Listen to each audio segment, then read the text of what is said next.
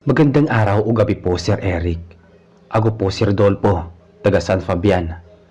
Gusto ko lang ibahagi sa inyo ang isang totoong pangyayari noong taong 1997 tungkol sa dalawang magkaibigan na halos araw-araw kong nakikita noon, sina Samuel at Gerald. Pareho silang naglalako ng isda sa mga baryo ng Santa Monica. Isang liblib na barangay sa may pabundok na bahagi ng probinsya. Ang lugar ng Santa Monica ay tahimik kapag araw, pero kakaiba kapag sumapit na ang gabi. Sabi nga ng matatanda, may mga parte ng baryo na hindi dapat daanan kapag alas 12 na ng gabi. Doon daw tumitira ang mga nilalang na hindi nakikita ng karaniwang mata. Pero dahil sa hirap ng buhay, wala nang inalintana sina Samuel at Gerald. Trabaho muna bago ang takot. Yan ang lagi nilang sinasabi. Isang hapon noon, mga alas 6 na nang umalis si Samuel mula sa palengke. Mag-isa lang siyang naglalakad habang pasan ang bayong ng mga isda. Si Gerald naman ay naiwan pa raw sandali dahil may mga suki pa siyang pinaghihintay. Madilim na noon at tanging liwanag ng gasera ang nagsisilbing ilaw sa daan.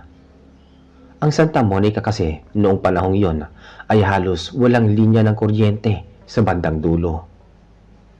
Habang naglalakad si Samuel sa may daanang papunta sa Sitio Lantawan, narinig niyang may umalulong na aso sa malayo. Hindi niya iyon pinansin dahil sanay na siya sa mga hayop sa mga paligid. Ngunit ilang minuto lang ang lumipas, napansin niyang parang sumusunod sa kanya ang tunog ng yapak. Hindi niya agad nilingon pero ramdam niya na hindi siya nag-iisa. Pagdating niya sa may lumang punong sampalok, tumigil siya saglit para magpahinga. Doon niya napansin ang kakaibang lamig ng hangin. Hindi ito yung karaniwang simoy ng gabi. May halong bigat, parang may kung anong presensyang bumabalot sa paligid. Hinawakan niya ang bayong ng isda, pero napansin niyang tila may bahagyang galaw sa loob nito. Kahit nakasilyado ang mga plastik, akala niya'y gumagalaw lang ang tubig. Pero nang masdan niya ng mabuti, parang may aninong dumaan sa likod ng mga puno. Ilang saglit pa, may dumaan na malamig na hangin, kasabay ng amoy ng bulok na karne. Ramdam niya na parang may mga matang nakatingin sa kanya mula sa kadiliman. Hindi niya iyon pinansin at nagmadali siyang lumakad, halos tumakbo na. Pagdating niya sa may bahay ni Aling Doray, huminto siya. Si Aling Doray ay isa sa mga matagal nang nakatira sa Santa Monica. Kilala siya bilang mabait pero tahimik na matanda. Marami ang nagsasabing marunong siya sa mga halamang gamot, pero may ilan ding nagsasabing may alam siya sa mga di karaniwang bagay. Lumabas si Aling Doray nang marinig ang mga yapak ni Samuel. Nakita niya itong pawis na pawis kahit malamig ang gabi. Pinapasok niya ito at inalok ng tubig. Habang umiinom, napansin ni Aling Doray ang pag-aalangan ng bata. Tinanong niya kung bakit ito parang natatakot. Hindi sumagot si Samuel pero biglang bumigat ang hangin sa loob ng bahay. Tila may gumagalaw sa labas at narinig nila ang mga yabag ng hayop. Mabigat, parang kalabaw pero mas mabilis. Sumilip si Aling Doray sa bintana. Doon niya nakita ang isang malaking anino na dumaan sa may bakod. Mahaba ang buhok at tila may pakpak na maitim. Hindi yun tao. Hinawakan ni Aling Doray ang kwintas na gawa sa bawang at sabay sabing kailangan nilang patayin ang ilawan. Pagkapatay ng gasera, tanging tunog ng hangin at yapak sa may bubong ang naririnig. Si Samuel ay halos hindi makahinga sa kaba. Ramdam niyang may kung anong nasa taas ng bubong. Bawat yapak ay parang may bigat at minsan ay naririnig niyang parang may kumakaluskos sa padira. Maya-maya pa, may marahang pagkaluskos ng kuko sa may kahoy, kasunod ng tila paghampas ng pakpak. Ilang minuto rin ang lumipas bago tuluyang nawala ang ingay. Nang muling sinindihan ni Aling Doray ang gasera, kita sa mukha ni Samuel ang labis na takot. Sabi ng matanda, "Hindi ka dapat dumaan sa daanang iyon kapag ganitong oras. Doon madalas nagpapakita ang mga nilalang na matagal nang naninirahan sa Santa Monica. Kinabukasan, dumating si Gerald sa bahay ni Samuel. Nagulat siya nang makitang namumutla ang kaibigan at halos walang tulog. Kinuwento ni Samuel ang nangyari pero hindi agad naniwala si Gerald. Sabi niya, baka guni-guni lang iyon o baka aso lang ang nakita. Ngunit ilang araw pa ang lumipas, nangyari muli ang kakaibang karanasan. At sa pagkakataong ito si Gerald na mismo ang nakaranas. Habang naglalako siya ng gisda sa kabilang baryo, inabutan siya ng malakas na ulan. Wala siyang masilungan kundi ang isang lumang bahay na iniwang abandonado.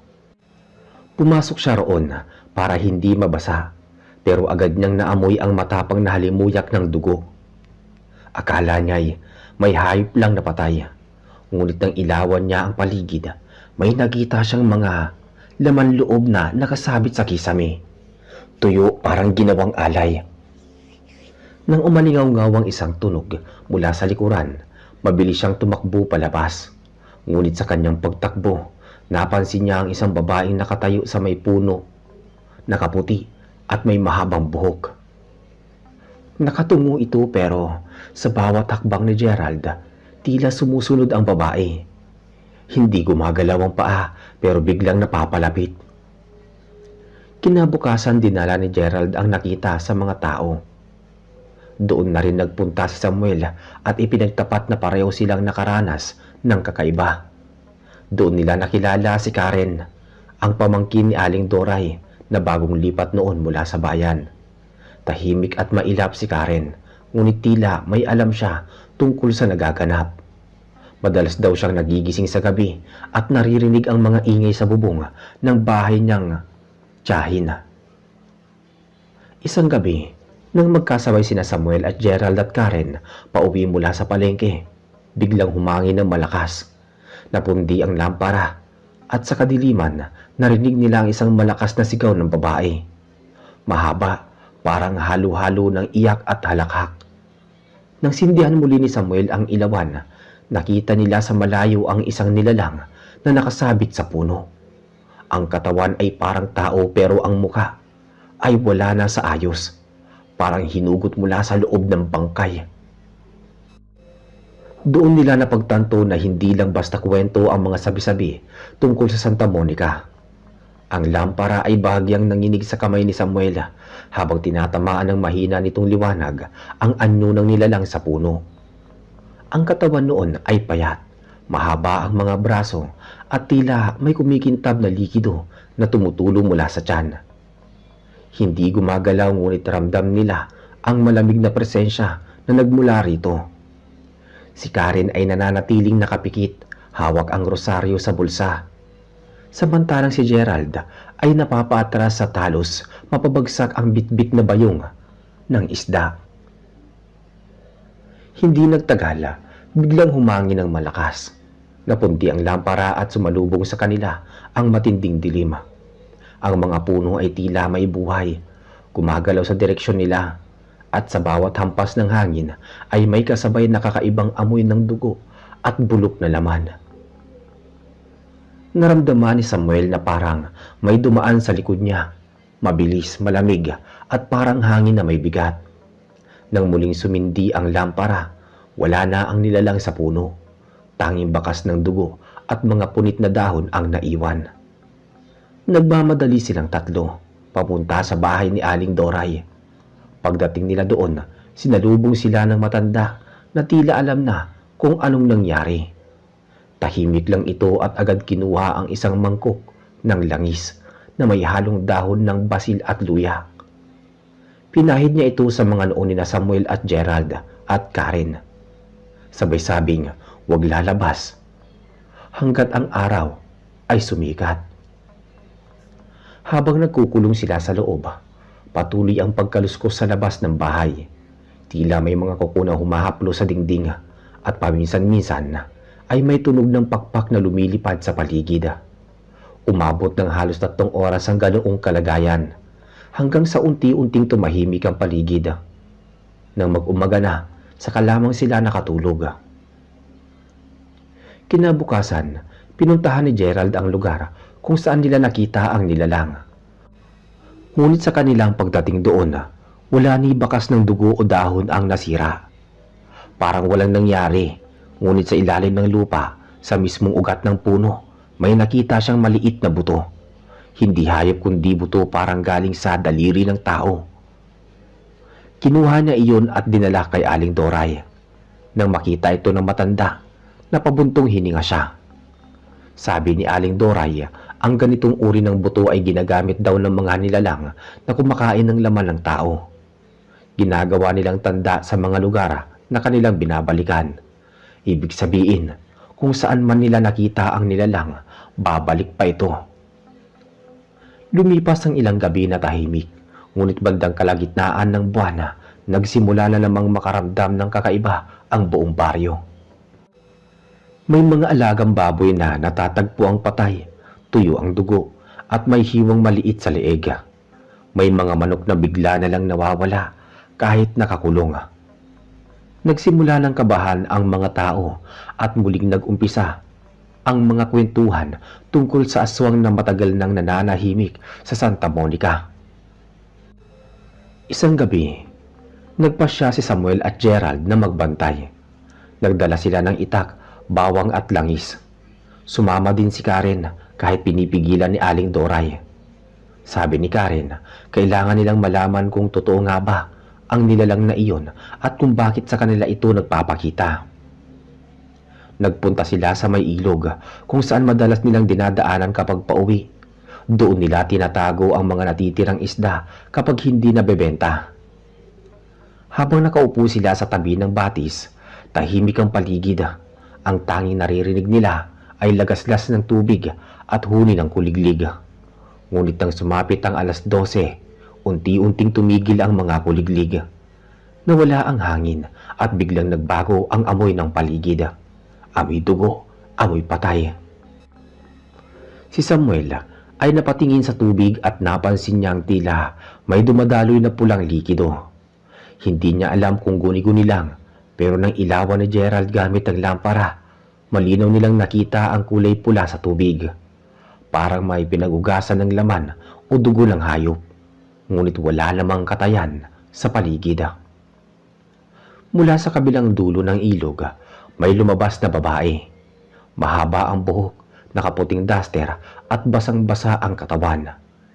Hindi ito naglalakad, tila dumudulas sa ibabaw ng lupa. Si Karen ang unang nakakita at halos hindi siya makapagsalita. Ang babae ay huminto sa gitna ng ilog at dahan-dahang tumingala. Ang mga mata nito ay kulay itim, walang puti, at sa bibig ay nakalabas ang mahahabang ngipin. Hindi nila alam kung anong gagawin. Si Gerald ay umatras, hawak ang itak. Samantalang si Samuel ay kinuha ang bote ng langis at sabay binuhos sa lupa habang bumubulong ng panalangin na itinuro sa kanya ni Aling Doray. Ang babae ay biglang napahinto, parang nasusunog sa bawat patak ng langis. Ngunit bago ito tuluyang nawala, nagsalita ito sa tinig na malamig at mababa. Halos hindi galing sa tao. Hindi nila maunawaan ang sinasabi, ngunit ramdam nila ang banta sa bawat salitang lumalabas. Pagkatapos nun, tumakbo silang tatlo pabalik sa baryo. Pagdating nila kay Aling Doray, sinabi ng matanda na ang nilalang ay matagal nang nagtatago sa lugar. Hindi ito basta aswang, ito raw ay tagapagmana, anak ng isa sa mga nilalang na nilipol ng mga albularyo noong dekada 80. Bumalik ito para maghiganti. At si Samuel ang napiling markahan dahil dumaan siya sa daanang pinagpatayan noon. Simula noon, hindi na mapakali si Samuel. Tuwing gabi lagi niyang naririnig ang mga yapak sa bubunga. Si Gerald naman ay madalas manghina tuwing madaling araw. Parang may kumukuha ng lakas sa kanya habang siya'y tulog. Si Karen sa kabilang banda ay nagsimulang magkasakit. Laging nilalagnat at nagigising tuwing hating gabi. Umiiyak at nagsasabing may babaeng nakatingin sa kanya sa bintana. Sinubukan ni Aling Doray ang lahat ng alam niyang orasyon pero parang hindi tumatalab. Isang gabi, kinausap niya si Samuel at sinabing may paraan para matapos ang sumpa. Kailangan nilang hanapin ang pinagmulan ng nilalang. Ang pinakamatandang ugat ng puno kung saan ito unang pinanganak. Sa gabing yon, nagpasya silang pumunta sa pabundok na bahagi ng Santa Monica, sa likod ng mga talahib kung saan halos walang dumadaan. May dala silang kandila, bawang, asin at langis. Habang palalim ng palalim ang kanilang nilalakaran, mas lumalakas ang hangin at mas humahapdi sa ilong ang amoy ng bulok. Pagdating nila sa gitna ng gubat, nakita nila ang isang malaking punong balite. Ang mga ugat nito ay nakalabas at sa pagitan ng mga ugat ay tila may hugis na muka, parang mga taong natabunan sa lupa. Biglang lumamig ang paligid. Sa pagitan ng mga ugat, may dahan-dahang lumalabas na figura. Mahaba ang buhok, maputla ang balat, at ang mga mata ay pulang-pula. Ang nilalang ay nakatingin kay Samuel at sa mga mata nito ay may pagkilala. Sa ilalim ng liwanag ng kandilang hawak ni Karen, tumambad ang buong anyo ng nilalang. Ang balat nito ay kulay abo, tuyo at bitak-bitak na para bang ilang taon nang walang dugo o buhay na dumadaloy. Ang buhok ay mahaba, magulo at tila humahalo sa mga ugat ng punong balite. Ang bibig ay puno ng matutulis na ngipin at sa bawat hinga ay may amoy ng bulok na laman na kumakalat sa paligid. Si Samuel ay napasigaw sa takot ngunit hindi siya makagalaw. Parang may kung anong persang pumipigil sa kanya. Si Gerald ay mabilis na nagbuhos ng langis sa lupa at sinindihan ito gamit ang kandila. Lumiwanag ang paligid at doon nila nakita na hindi lang iisa ang nilalang ang naroroon. May mga aninong nakatago sa likod ng mga puno. Gumagalaw ng mabagal, parang nagmamasid. "Huwag kang gagalaw," mahina at nanginginig na sabi ni Karen, habang hawak ang rosaryo sa dibdib. Ramdam nila ang panginginig ng lupa, kasabay ng pag-ikot ng hangin sa bawat hampas nito. Kasabay ang ungol, hindi hayop, hindi rin tao. Biglang umusok ang lupa sa paa ni Samuel. Nang tignan niya ito, may kamay na lumabas, malamig at puno ng putik, at mabilis siyang hinila pababa. Napasigaw si Samuel at hinawakan siya ni Gerald para hatakin pataas. Sa tulong ni Karen, nailigtas nila siya bago siya tuluyang lumubog. Pag-ahon ni Samuel, puro putik ang sugat ng katawan niya. Ngunit sa kanyang braso, may tatak na hindi nila alam kung saan nanggaling. Parang marka ng kamay na itim at hindi maalis kahit anong kuskus. Si Aling Doray na naiwan sa bahay ay biglang nagising mula sa mahimbing na tulog. Sa panaginip niya, nakita niyang may naglalakad sa gubat. Dala ang mukha ni Samuel sa kamay. Habang lumalapit ang nilalang sa kanila, naririnig nila ang boses nitong mababa, paus at puno ng galit. Hindi nila maunawaan ang mga salita pero malinaw ang tono. Galit at paghihiganti. Itinaas ni Gerald ang itak at sumigaw, sabay hampas sa hangin, ngunit tila walang tinamaan. Ang nilalang ay biglang naglaho at sa halip, isang malamig na hangin ang dumaan sa pagitan nila, dahilan para mamatay ang apoy ng kandila. Sa gitna ng dilim, naramdaman nila ang paglapit ng mga anino. Isa-isa itong lumalabas mula sa mga ugat ng puno, mga mukha na wala ng mata, mga katawang kulubot, at ang ilan ay gumagapang sa lupa na parang mga uod. Si Karen ay halos himatayin sa takot, pero pilit niyang manindigan. Hawak niya ang rosaryo. Binigkas niya ang dasal na tinuro ng kanyang tiyahin, habang si Gerald ay patuloy sa paghawak kay Samuel na nanghihina. Sa bawat salitang lumalabas sa bibig ni Karen, ang mga nilalang ay tila umiikot, napapatras, pero hindi tuluyang umaalis. Ang lupa ay patuloy sa pag-alog at sa gitna ng kaguluhan, nakita nila ang malaking mukha ng babae sa puno ng balite. Ang mukha ng parehong nilalang na nakita nila sa ilog. Ang bibig nito ay unti-unting bumuka at mula doon ay lumabas ang mahahabang dila na parang ahas. Gumapang ito sa lupa papunta kay Samuel at sa oras na dumampi ito sa kanyang binti, naramdaman niya ang matinding hapdi na parang sinusunog ang laman niya. Napasigaw siya habang si Gerald ay mabilis na pinutol ang dila gamit ang itak. Sumigaw ang nilalang, isang napakalakas na sigaw na halos pumutok ang mga tenga nila. Umugong ang paligid at ang mga ibon at paniki sa taas ng gubat ay sabay-sabay na nagliparan. Ang hangin ay naging mas malamig at ang mga anino ay biglang naglaho. Nang humupa ang lahat, bumagsak si Samuel sa lupa, halos mawalan ng malay. Si Karen naman ay mabilis na lumapit at hinawakan ang kanyang muka. Ngunit nakita niya na ang mga mata ni Samuel ay namumula. Ang marka sa braso nito ay kumikintab na parang apoy at unti-unti itong kumakalat sa leeg niya. "Umalis na tayo rito!" sigaw ni Gerald habang binubuhat si Samuel. Tumakbo silang tatlo palabas ng gubat. Hindi na alintana ang mga tinig o sanga na humahampas sa kanila.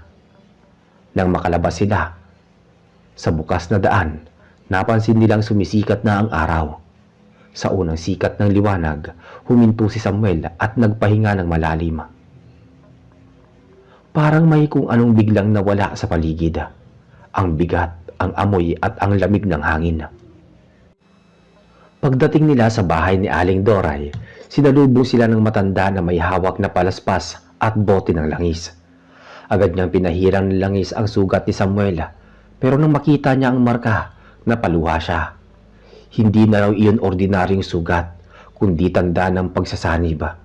Kapag tuluyang sumikat ang buwan, ang nilalang na yon ay babalik para kunin ang buong katawan ni Samuel. Ilang araw silang hindi mapakali.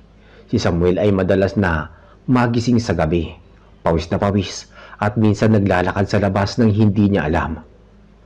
Si Gerald naman ay palaging nakabantay, hindi na natutulog.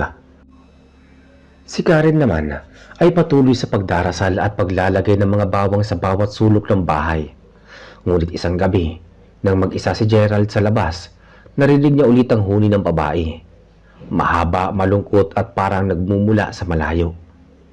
Nang lingunin niya, may nakita siyang ilaw sa may gubat. Akala niya ay apoy ng mga mangingisda, pero nang lumapit siya, nakita niya ang isang pamilyar na anyo. Si Samuel, nakatayo sa gitna ng daan, walang saplot na pangtaas at nakatingala sa langit. Ang mga mata nito ay pulang-pula at sa braso ay kumikislap ang itim na marka. "Samuel!" sigaw ni Gerald, sabay takbo papalapit. Pero bago siya makalapit, may dumaan na mabilis na anino sa pagitan nila. Umagsak siya sa lupa at sa pag-angat ng ulo niya, wala na si Samuel. Ang naiwan lang ay amoy ng nasusunog na laman at tunog ng mga pakpak sa taas ng mga puno. Pagbalik ni Gerald sa may bahay, nakita niya si Karen na umiiyak at si Aling Doray na nagdarasal. Sabi ng matanda, hindi raw nila kailangang hanapin si Samuel dahil alam niya kung nasaan ito. Sa ilalim daw ng puno ng balite, kung saan unang lumitaw ang nilalang. Doon ito babalik kapag muling sumapit ang hating gabi. Pagdating ng gabi, muling bumigat ang hangin sa Santa Monica. Tahimik ang buong baryo at ang buwan ay nakasilip sa makapal na ulap. Sa bahay ni Aling Doray, wala ni isang nakatulog. Si Karen ay nakaupo sa tabi ng bintana, hawak ang rosaryo, habang si Gerald naman ay tahimik lang sa may gilid, hawak ang itak na may balot ng asin sa dulo. "Malapit na!" Mahina ang boses ni Aling Doray habang nilalagay ang mga dahon ng basil sa paligid ng pinto at bintana. "Kapag umalulong ang mga aso, yun na ang sinyalis na paparating siya." Pagkaraan ng ilang minuto, sabay-sabay na tumahol ang mga aso sa baryo. Ang mga huni ay unti-unting huminto at ang mga kuliglig ay natahimik. Wala nang ingay, maliban sa malalim na paghinga ni Gerald. Tumayo siya at sumilip sa bintana pero wala siyang nakita kundi ang dilim ng labas. Maya-maya, May marahang kaluskos sa bubong. Sinundan iyon ng pagaspas ng kuko sa kahoy. Mabagal, paulit-ulit na parang may nilalapitan. Napatingala si Karen at napakapit sa rosaryo. Si Aling Doray ay naglagay ng langis sa apoy ng lampara at sabay binigkas ang orasyon.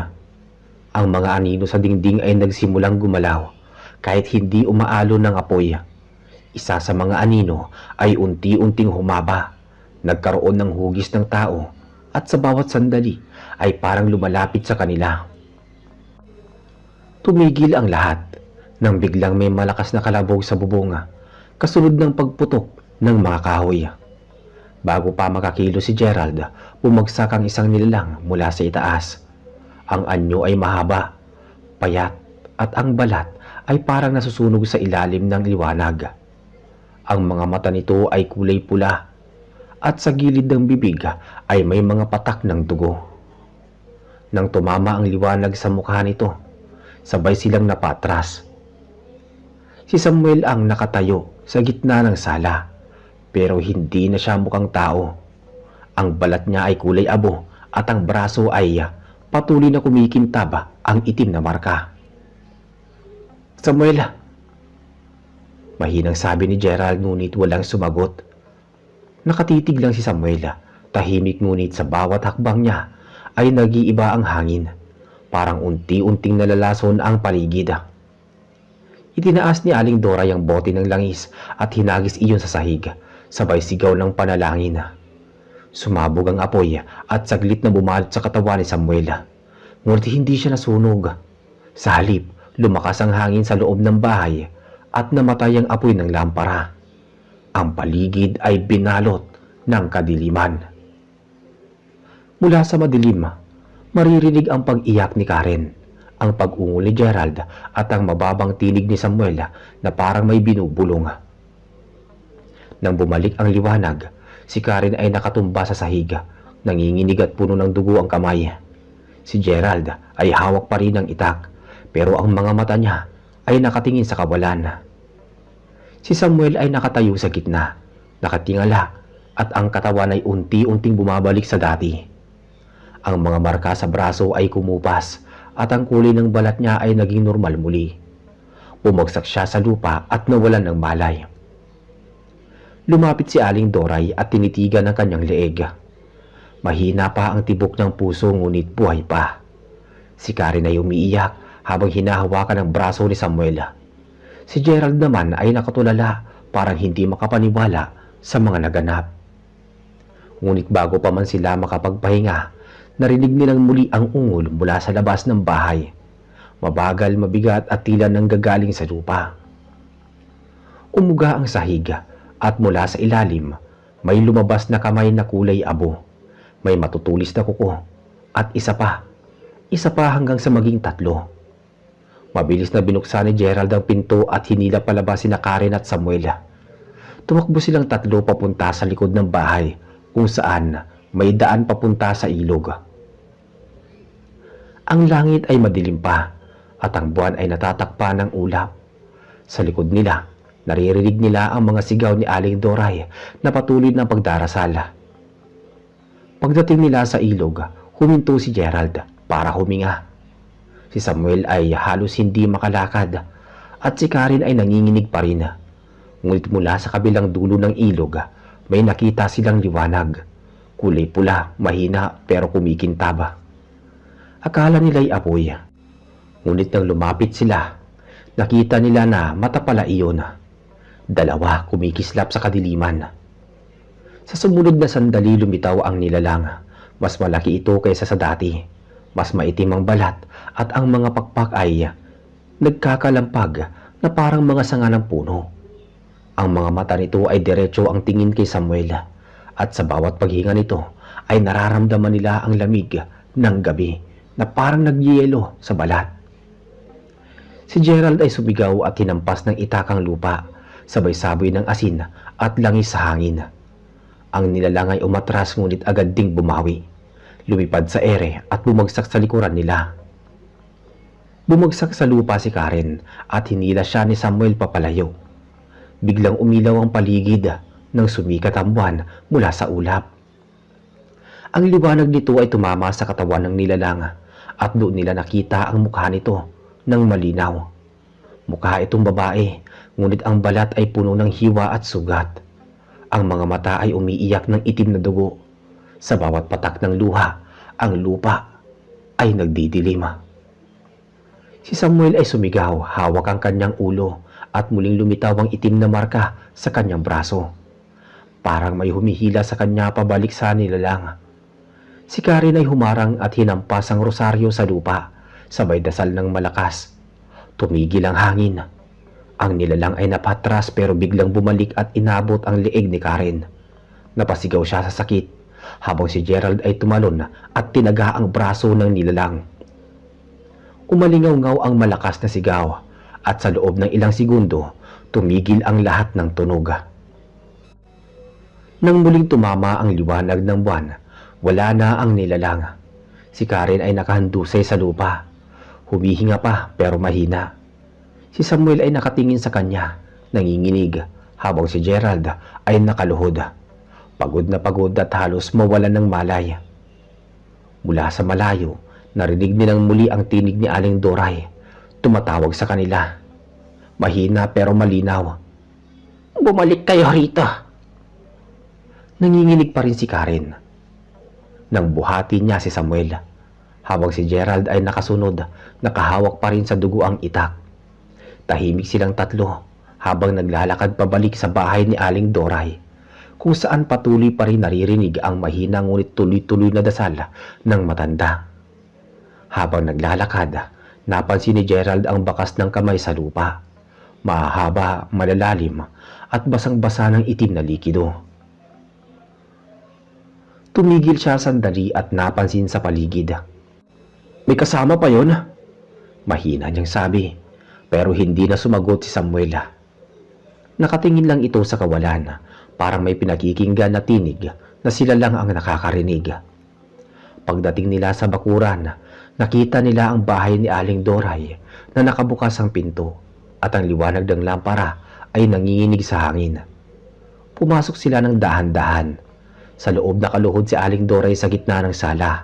Hawak pa rin ang kuspihong kahoy. Sa paligid niya ay may mga bilog ng asin at mga dahon ng basil na nagsisilbing harang. "Salamat sa Diyos at nakabalik kayo. Pero kailangan nating tapusin to bago mag-umaga." "Wala na ba yung nilalang, Aling Doray?" tanong ni Gerald, habol hininga. Umiling si Aling Doray. "Hindi pa. Ang nakita niyong babae, yun ang tunay na anyo ng pinakamatandang aswang dito. Si Luwalhati. Siya ang ugat ng sumpa ni Samuel." Napatingin si Karen sa kanya. Mahina pa rin ang boses. "Ibig mong sabihin, si Samuel ay may koneksyon sa kanya?" Tumango si Aling Doray at dumapit sa binata. "Ang dugong dumadaloy sa kanya ay kalahating tao, kalahating kadiliman. Yung marka sa braso mo, hindi yan sumpa lang. Isa yang tanda ng pagmamay-ari." Napasinghap si Karen at humawak sa kamay ni Samuel. "Hindi totoo yan. Nakita namin kung paano siya lumaban." Ngunit bago pa makasagot si Samuel, biglang sumiklab ang apoy ng lampara at pumutok ang isa sa mga bote ng langis. Napatras silang lahat at mula sa kisame ay bumagsak ang itim na usok na parang buhay. Gumagapang ito pababa, paikot hanggang sa umabot sa gitna ng sahig. Sa loob ng usok, lumitaw ang hugis ng isang babae. Mahaba ang buhok, nakaputing lumang saya, at ang mga matay kumikintab na pula. Si Luwalhati. "Aalis kayo? Hindi niyo ako matatakasang muli," sabi nito. Itinaas ni Gerald ang itak at sinubukang umatake. Ngunit bago pa siya makalapit ay tumama ang hangin na parang hampas ng pader. Tumilapon siya sa dingding, bumagsak at hindi agad nakatayo. Si Karen ay humawak sa krus at sinubukang magdasal, ngunit biglang napaluhod siya sa sakit. Mula sa likod ng leeg niya ay lumitaw ang manipis na marka, parang sinunog na apoy. "Hindi ko siya papatayin," sabi ni Luwalhati habang nakatingin kay Samuel. sapagkat siya ay akin. Dagdag pa niya. Ngunit bago pa makalapit ang nilalang, tumayo si Samuel. Ang mga matay nagliliyab ng kulay pilak. Hindi na ako sayo, sabi niya. Mababa pero malinaw. Sa bawat salitang lumalabas sa bibig niya, kumikislap ang marka sa kanyang braso. Hinawakan siya ni Karen, sabay tingin kay Aling Doray. Buksan mo ang anito, ngayon na. Mabilis na kumuha ng kahon si Aling Doray mula sa ilalim ng artala. Binuksan niya ito at lumabas ang liwanag na kulay ginto. Kumislap at umikot sa loob ng bahay. Ang usok ni luwalhati ay umatras. Umuusok na parang nasusunog. Ngunit imbis na mawala, bigla ito nagbago ng anyo. Naging maitim na aninong kumapit sa likod ni Samuel. Napasigaw si Karen pero huli na. Ang katawan ni Samuel ay biglang nanginig at ang mga mata niya ay muling nagbago ng kulay. Naging itim na parang walang pupila. Samuel! Sigaw ni Karen. Pilit siyang hinahawakan pero tinulak siyang malakas. Lumayo ka! Sabi ni Samuel habang tinatabunan ng usok ang katawan niya. Pumutok ang lampara at sa sandaling yun bumalot ang apoy sa paligid. Ang mga dasal ni Aling Doray ay naging sigaw. Si Gerald ay bumangon at muling sinugod ang anino, ngunit tumagos lang ang itak sa hangin. Sa gitna ng apoy, nakatayo naman si Samuel, nakapikit, hawak ang kanyang dibdib. Kung ito ang kailangan para matapos to, tatapusin ko na, sabi niya. Biglang lumakas ang hangin at ang apoy ay umikot, paikot sa kanya.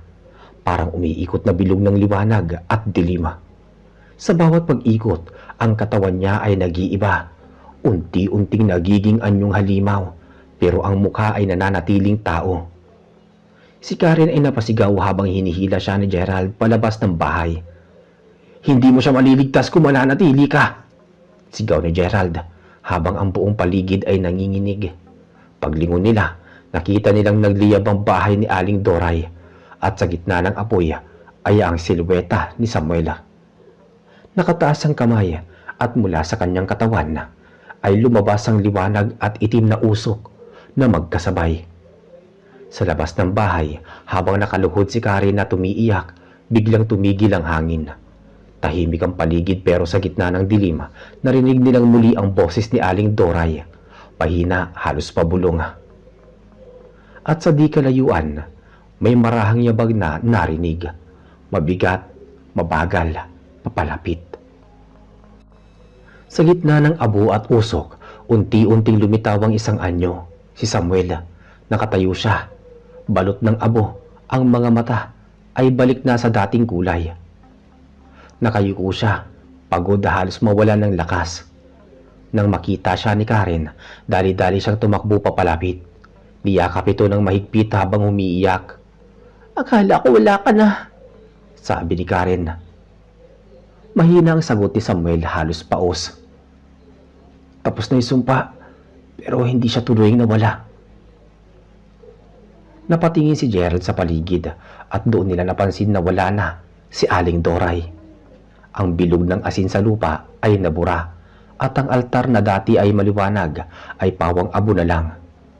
Sa gitna ng abo, may naiwan na maliit na bato na may ukit. Ukit ng mga lumang simbolo. Pinulot ito ni Samuel. Yan ang anito. Dito nakatali ang kaluluwa ni luwalhati.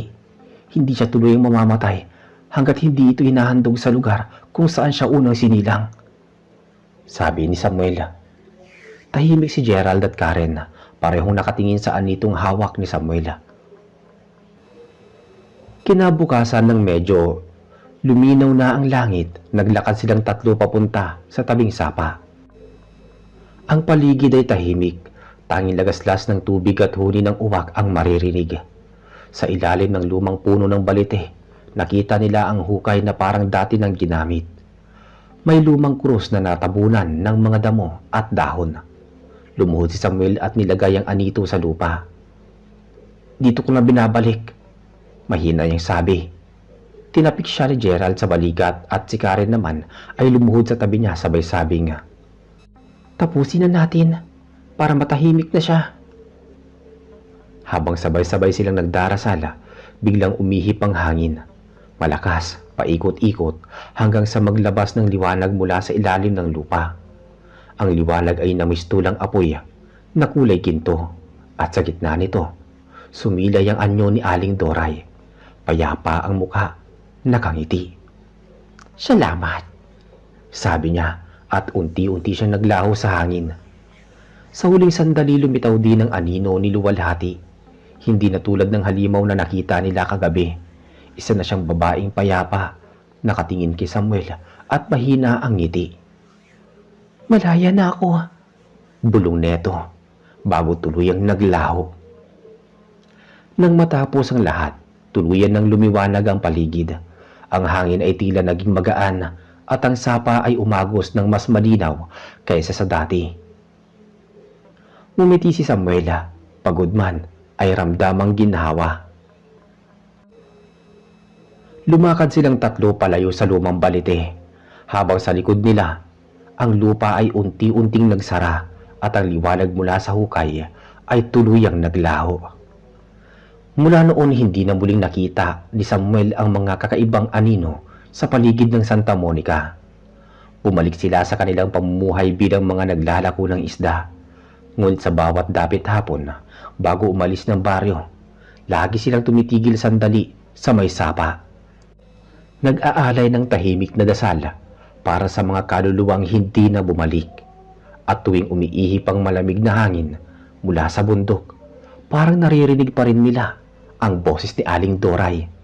Mahina ngunit malinaw, at nagsasabi nga, "Hindi lahat ng dilim ay masama. Minsan, kailangan lang ng liwanag para ito'y tumahimik." At sa huling pagkakataon, sa likod ng mga punong nyog, may kumikislap na anino. Hindi na mapanganib, kundi parang nagbabantay.